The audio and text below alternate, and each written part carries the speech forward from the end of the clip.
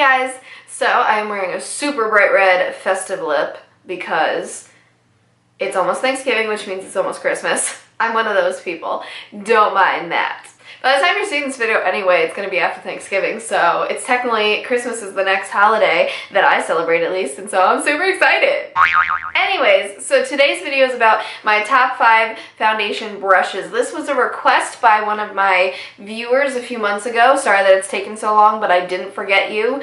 I like to write down all requests and all video ideas in my planner, so I do not forget them. It just takes me a while sometimes. But I'm here now, so that's what matters, right? So this was actually a little more difficult than I thought it would be just because I don't have like tons of foundation brushes. I just have a few staples. But I'm kind of combining liquid foundation with powder foundation, so that's how I made it work. So the first foundation brush I'm going to talk about is the Sigma F80.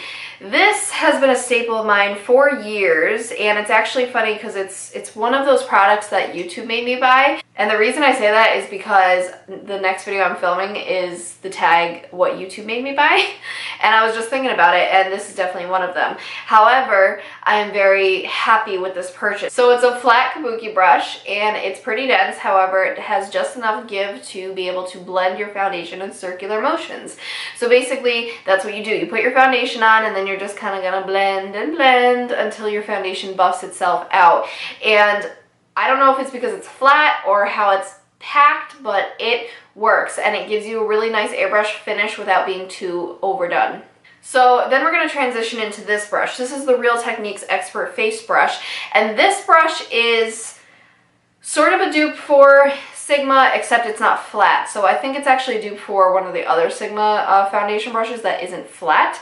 However, I'm not sure which one that is, so sorry about that. So this is another brush that is densely packed but has just enough give to blend in circular motions, and it is domed. So this is kind of one of those that it works pretty much the same as the flat Sigma brush. However, I think that this gives a little bit more of a blended look, believe it or not, rather than the Sigma one is kind of, I don't want to say mask because it doesn't look like a mask like a bad thing, but I think the Sigma one kind of gives you more of a heavier texture versus the Real Techniques can blend it out a little bit better. And the cool thing is the Real Techniques is cheaper than Sigma, so there is that as well. It's also more accessible because it's found at Ulta rather than Sigma is online. Now we're going to transition into powder foundations. So the first brush I'm going to tell you about is the Mineral Fusion Flawless Face Brush, and this was a new brush I discovered this year. So I'm a brand ambassador for Mineral Fusion a few times a year when they have events in Connecticut, and I love the brand. I love what they stand for. They are partners with the National Coalition Against Domestic Violence. They're Leaping Bunny approved, and they just overall have better ingredients in all of their products, and I've tried a good amount of the products that work really well for me, so I overall like the brand. But I was super excited to get this brush. Primarily, I actually got it when I got the Mineral Fusion powder, the face powder, that works as a foundation, because if you just buff it on the right way and you don't have completely, terrible troubled skin, like if you don't have a million breakouts or you don't have heavy scarring or things that you really need some decent coverage with a liquid foundation with, then this is good to go. So basically, I'm one of those people that I'm blessed that as much as I am my own worst critic, I don't have terrible skin. I have pretty good skin because I take care of it with skincare. So that allows me to be able to use just powders if I feel like it. So I'll use this brush with the Mineral Fusion powder or my MAC Studio Fix powder is another one I really like to build up with. And I'll just, again, it's all about buffing and circular motions with these types of brushes. So this, as you see, is another flat brush. However, look at the difference. I mean, it is so much bigger.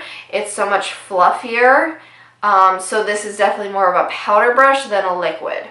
The next powder brush that I have is the Real Techniques blush brush. So don't get confused. It is marketed as a blush brush. However, I'm like This is huge for a blush brush, in my opinion.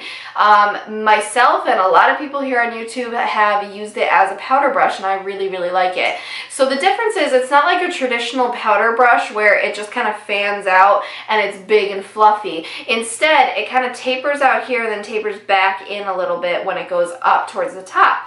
It has a decent amount of give and fluffiness, however, it's not the most fluffy, so I feel like that actually helps because it can pack on the powder a little bit more than a super fluffy powder brush, so you can get a little bit more decent coverage. So this is kind of a medium coverage powder foundation brush.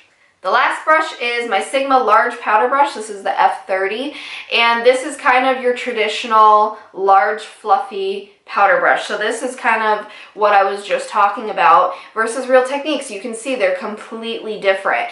And so if you're looking for just a light dusting of powder, this is what you'd use.